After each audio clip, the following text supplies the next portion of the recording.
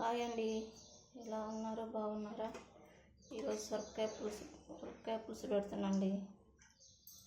సొరకాయ పులుసు అంటే పప్పు ఉడకబెట్టి అలాంటివి కాకుండా పాతకాలంలో సొరకాయలు ఉడకబెట్టి పసుపు వేసి ఉడకబెట్టి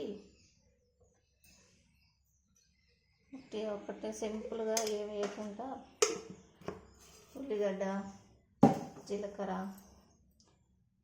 పచ్చిమిర్చి ఉంటే వేసుకోవచ్చండి. నాకు కాడ లేవు, వేయట్లేదు. తాలింపు గింజలు అలాంటివి వేసుకొని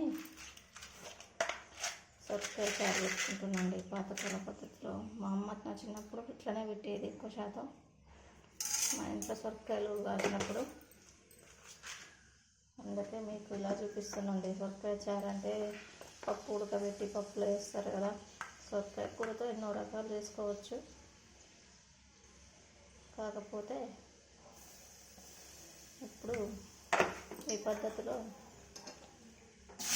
చేస్తున్నాం. అలాగే ఇటు సైడ్ ఏమో క్యాబేజీ ఫ్రై చేస్తున్నాండి.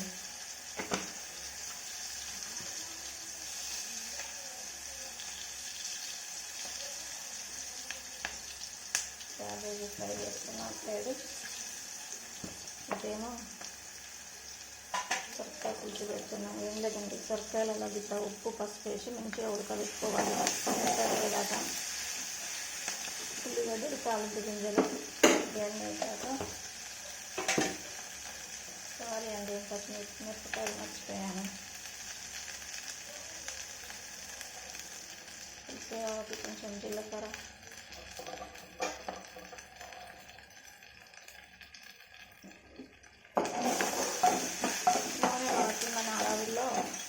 ఉల్లిగడ్డలు ముందు వేసేసానండి. ఏమనుకోకండి, కొత్త కదా వంటలు స్టార్ట్ చేయడం వీడియోస్, అందుకే ఇలా పొరపాటు అయిపోయింది.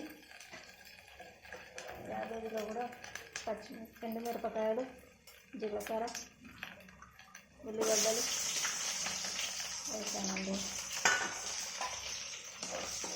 సింపుల్గా అయిపోద్దండి చారు మాత్రం, తొందర సింపుల్గా అయిపోతుంది. టేస్ట్ కూడా బాగుంటుంది. చారుతో ఉల్లిగడ్డలు మంచిగా వేయండి. వేగాక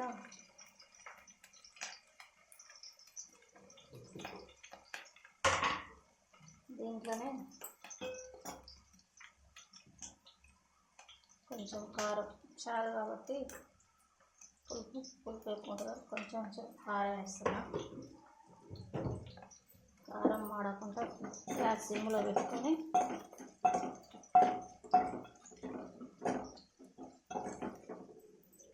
ఎందుకంటే ఇది ముందే ఉడికిపోయింది కాబట్టి కారం ముందే వేస్తుందండి. లేకపోతే సొరకాయ ముక్కలు వేసుకుంటున్నా. సొరకాయ ముక్కలు వేసినాక కొంచెం కలబెట్టి కారంలో మగ్గియాలండి. ఇచ్చినాక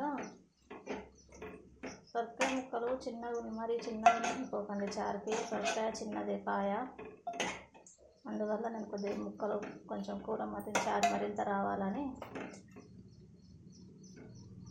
పులుసు మంచిగా ఉంటే చిక్కగా ఉండాలండి పులుసు, మరి పలుసగా కూడా ఉండద్దు. ఇటు సైడ్ ఉల్లిగడ్డలు కూడా మగ్గిపోయినాయండి.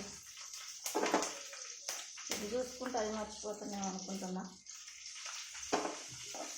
క్యాబేజీ ఫ్రై క్యాబేజీ అని ఏదైనా చేసుకోవచ్చు. కాకపోతే ఇంట్లో నాకు క్యాబేజీ ఒకటే ఉంది. కూరగాయలు క్యాబేజీ సొక్క ఉండడం వల్ల ఏం చేయాలో తెలియక ఇలా చేశాను. క్యాబేజీ ఫ్రై చేస్తే మా పిల్లలు తింటారండి. కూర చేస్తే తినరు ఎక్కువ, అందుకే ఫ్రై చేసి పులుసు పెట్టిందంటే మధ్యాహ్నం స్కూల్ నుంచి లంచ్ బాక్స్ ఇంటికే వస్తారండి లంచ్కి. సైకిళ్ళు ఉన్నాయి, సైకిళ్ళ మీదనే ఇద్దరు వస్తారు.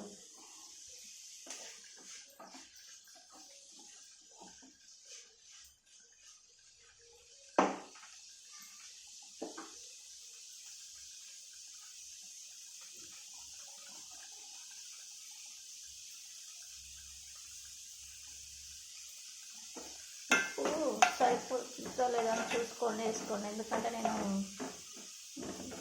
చెక్కలు ఉడకబెట్టేటప్పుడు ఉప్పు వేసాను కాబట్టి ఇప్పుడు ఉప్పు వేయట్లేదండి. మీరు ఉప్పు చూసుకొని వేసుకోండి. కొంచెం మగ్గిపోయినాయి, పైకి ఉడికినట్టు బుడగలు వస్తున్నాయి కదా, అప్పుడు కొంచెం చింతపండు పోసుకుంటే పులుసుకు బాగుంటుంది.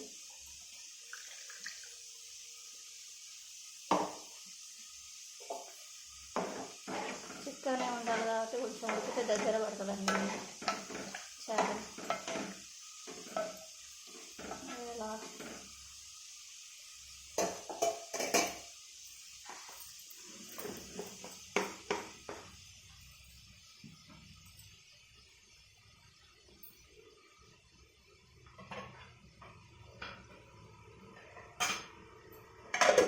కొంచెం మూత పెట్టేసుకొని మంట హైలో పెట్టేస్తే తొందర మట్టిపోతుంది.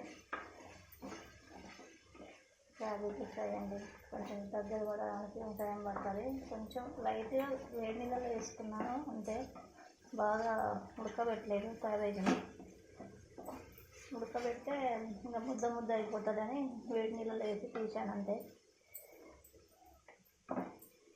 కొంచెం పిల్లగాళ్ళకి కొంచెం దగ్గరికి కొంచెం కరకర అంటే క్రంచీగా ఉంటే బాగుంటుంది కాబట్టి టైం పడుతుందండి క్యాబేజీ ఫ్రైకి మాత్రం.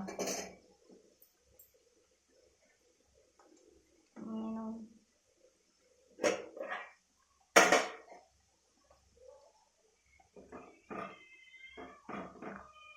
చారు మాత్రం చూస్తే సింపుల్గా అనిపిస్తుంది కానీ తింటే మాత్రం టేస్ట్ బాగుంటుందండి. చారు అంటుంది, ఎందుకోసేపు పులుసు అంటుందని అనుకోకండి. పులుసు అయినా చారైనా ఒకటే, కాకపోతే ఎవరు పిలిచే తీరుగా వాళ్ళు పిలుస్తారు అంతే. ఇలా సారీ అండి.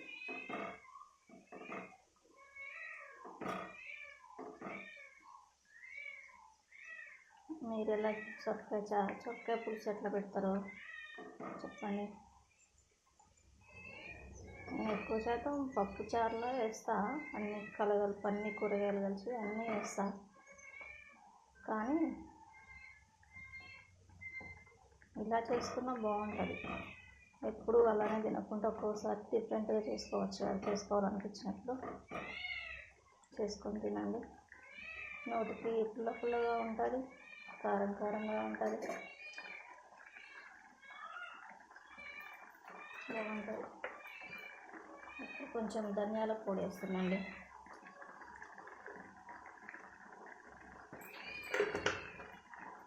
ధనియాల పొడి వేసి మరి 2 గంటలు ఇళ్ళనే ఉండడం వల్ల 2 గంటలు ఒకేదానికి యూజ్ చేయాల్సి వస్తుంది. కొంచెం చారు కాబట్టి కొంచెం సాంబార్ పొడి కూడా లైట్గా వేద్దామనుకున్నాం. కాకపోతే ఇది పాత స్టైల్లో కాబట్టి అప్పుడు ఇవన్నీ సాంబార్లు ఇవన్నీ పొడులు అవైలబుల్ ఉండవు కదా, ఎక్కువ శాతం తక్కువ ఐటమ్స్తోనే వంటలు చేసుకుంటారు కదండి. అందుకే నేను ఎక్కువ కూడా ఏమి వాడలేదు. ఇట్లా కేవలం నూనె, ఉప్పు, పసుపు, తాలింపు గింజలు, ఎండుమిర్చి, కొన్ని పులుసు కాబట్టి మెంతులు అంతే వాడాను. కొంచెం ధనియాల పొడి వేసి లాస్ట్కి కొంచెం కొత్తిమీర ఉంటే వేసుకోండి. కొత్తిమీర నా దగ్గర లేదు, కొత్తిమీర లేకున్నా ఏం కాదండి. ఎందుకంటే కొత్తిమీర ఇప్పుడు వాడుతున్నారు కానీ అప్పట్లో కొత్తిమీర కూడా ఏం లేదు కదండి. మా అమ్మలు చేసేటప్పుడు అయితే కట్టెల పొయ్యి మీద చేసేది, మంచిగా టేస్ట్ కూడా ఉండేది. ఇప్పటికీ మా అమ్మ చాలా వరకు కట్టెల పొయ్యి మీదనే వాడుతుందండి. గ్యాస్ తక్కువ, మేము పోయినప్పుడు మాత్రమే గ్యాస్ మీద వాడుతుంది.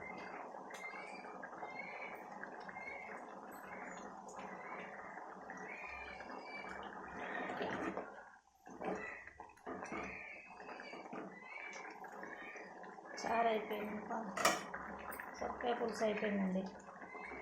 మంచిగా చెక్క కూడా బాగా ఉడికింది, మెత్తగా ఉంది, ఉడికింది కూడా. చారు కూడా చిక్కగా అయింది.